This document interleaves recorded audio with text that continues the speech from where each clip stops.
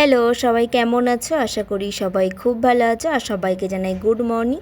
তো এটা অনেক দিনেকার ভিডিও, তোমরা দেখলেই বুঝতে পেরে যাবে। তো যাই হোক, সকালবেলা রান্নাবান্না ছিল। তো রান্নাবান্নাটা তো কমনই, আপনারা সবাই জানেন সবার বাড়িতে মানে কিছু হোক আর না হোক রান্নাটা করতেই হবে। তো যাই হোক, এবারে তোমরা দেখে নিশ্চয়ই বুঝে গেছো কবেকার ভিডিও তোমাদের সাথে শেয়ার করছি। তো আজকে রথযাত্রা ছিল, তো রথযাত্রার ভিডিও তোমাদের সাথে শেয়ার করছি। তো অনেক দিন পরেই তোমাদের সাথে ব্লগ ভিডিও আপলোড করছি, কারণ এর মধ্যেই ছিলাম না, এখানে একটুখানি ঘুরতে গিয়েছিলাম। আর ঘুরতে দুদিন গিয়েছি, বাট এসে আর ভিডিও এডিট করা হয়নি। তো তোমাদের সাথে শেয়ার করছি আমরা রথযাত্রার দিনে কি করেছি, তোমাদের সাথে একটু শেয়ার করব।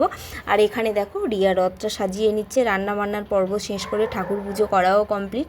আর রিয়াকে বলেছি একটু রথটা সাজিয়ে দিতে, রিয়া দেখো তো রথটা সাজিয়ে দিয়েছে। রথটা সাজানোর পরে তো রথ সাজানো হয়ে যাওয়ার পরে বললো যে দুষ্টু দিদির বাড়ি যাব।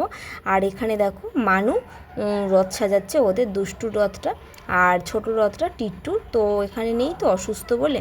তো যাই হোক, এখানে রথ সাজানোর পরে কৃষ কিন্তু সারা দুপুরই ঘুমায়নি, কারণ ওর একটাই নেশা ওর মধ্যে চেপে গিয়েছে, তো রথ টানতে যাবে। তো যাই হোক, বিকালবেলা রেডি হয়েই দেখো আমার ছেলে রথ টানতে বেরিয়ে গিয়েছে। তো ছোট ভিডিওটা এটা একটু মানে এডিট করে, মানে ছোট ভিডিওটা মানে লম্বাভাবে করেছি বলে, যাই হোক চোখ মানে সবার মুখগুলো দেখা যাচ্ছে না, সরি। তো যাই হোক, রথ এখন মাসির বাড়িতে চলে গেছে। তো তার অপোজিটে একটা ক্লাবে খুঁটি পুজো ছিল, দুর্গা পুজোর যাতে শুভ সূচনাটা যেটা হয় আর কি। তো যাই হোক, সেখানে আমরা সবাই মিলে একসাথে এসছিলাম তো রথযাত্রার দিনে। তো একসাথে এসে খুঁটি পুজোটা দেখছিলাম, আর কিভাবে খুঁটিটা মানে বসাই সেটা কিন্তু তোমাদের সাথে একটু শেয়ার করব, মানে সেটা ভয়েস ছাড়াই তোমাদের সাথে শেয়ার করব। তো আমাদের রথের দিনে কি করলাম অবশ্যই তো আমরা জেনে গেছো, আর এই ভিডিওটা আপলোড করছি উল্টো রথের দিনে, তোমরা এতক্ষণে বুঝেও গিয়েছো। তো উল্টো রথের দিনে আমি এই ভিডিওটা আপলোড করছি, আর উল্টো রথের ভিডিও সেটাও তোমাদের সাথে শেয়ার করব, আমরা কিভাবে রথটা দুষ্টুদের বাড়ি থেকে নিয়ে এসেছি। আর তার জন্য কিন্তু কেটু তপ ব্লগসটা দেখতে হবে আর সবাইকে সাবস্ক্রাইব করতে হবে। আর ভিডিওটা একটু দেরিতে গেলাম, তার জন্য আপনারা কিছু মনে করবেন না, তার জন্য অনেক অনেক সরি।